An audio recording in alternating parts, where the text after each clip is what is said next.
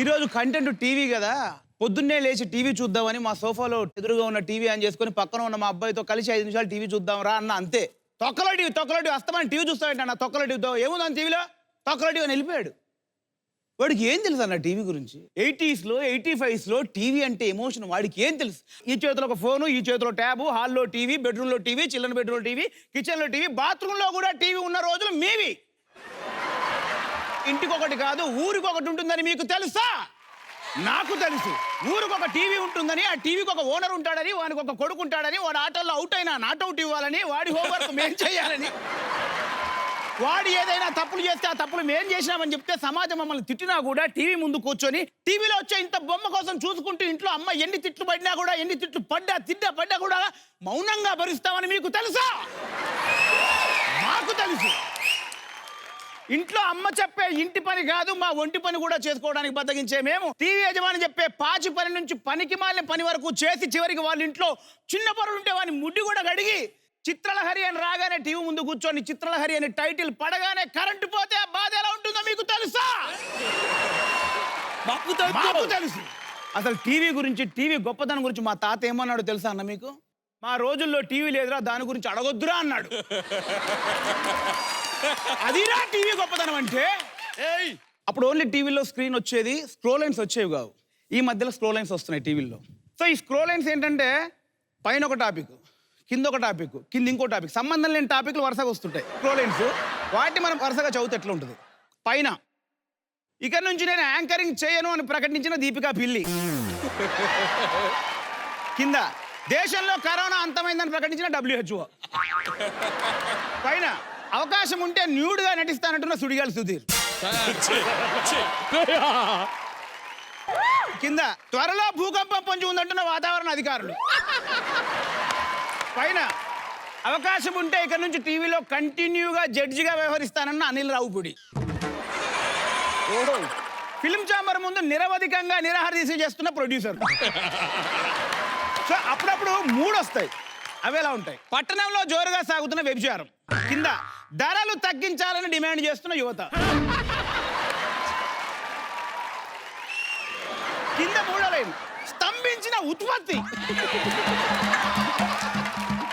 టీవీలోంచి start అయ్యాం, TV life ఇచ్చింది. టీవీలో ఎన్నో ఎమోషన్స్, ఎన్నో ఎక్స్పీరియన్స్లు. తిట్టుకున్నా కొట్టుకున్నా టీవీ మమ్మల్ని కాపాడుతుంది, టీవీ ప్రపంచాన్ని కూడా ఈరోజు కాపాడుతుంది.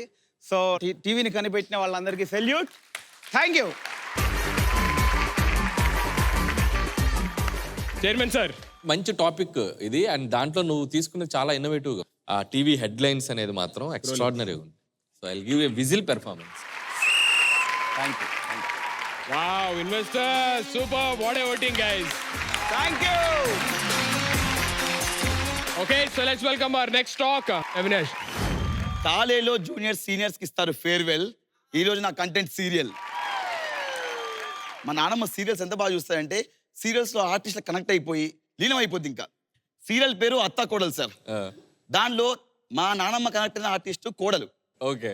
కోడలు వచ్చేసి పాపం చాలా బాధలు అనుభవిస్తుంటది. కోడలు అంటే విపరీతమైన ప్రేమ మా ముసల్దానికి. అత్త అంటే అసలు పడదు సార్. ఇప్పుడు సీరియల్ చూస్తుంది. అనిలు బాగున్నావు అన్నా? బాగున్నా. ఈ వయసులో కూడా ఉందా ఫ్రస్ట్రేషన్? నేను ఆ వయసులో ఉన్నప్పుడు అందరూ. సీరియల్లో అత్త, అక్కడ కోడలు ఉంది. వసే జ్యోతి, ఏమనుకుంటున్నావు నువ్వు? ఈ రోజు ఇంట్లో నువ్వైనా ఉండాలి, నేనే ఉండాలి అన్న తర్వాత మా ముసల్ది సార్ అత్తని అది ఎందుకుంటదే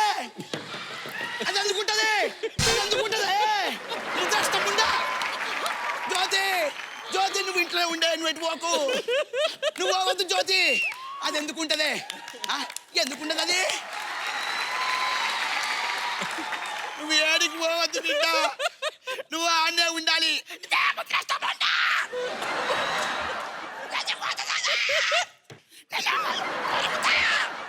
జ్యోతి మా ఇంటికి రా. నువ్వేం బాధపడకమ్మా, నాకు నెలకు 2000 పింఛన్ వస్తుంది. 1000 రూపాయలు నీకు, 1000 రూపాయలు నాకు.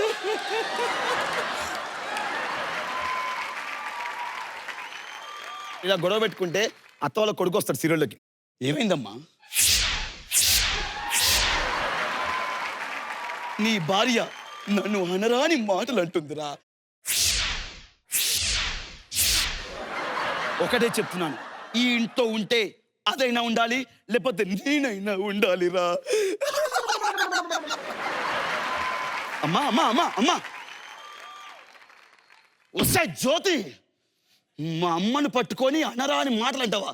మర్యాదగా బయటికి వెళ్ళవే. అదెందుకు మధ్య ఓ ముద్రాష్టముండ కొడుక రే అవినాశోర్ రారా. జ్యోతి నువ్వు ఎక్కడికి వెళ్ళొద్దమ్మా. జ్యోతి నువ్వు పోవద్దు. జ్యోతి వస్తాయి బయటకు రావే నిన్ను.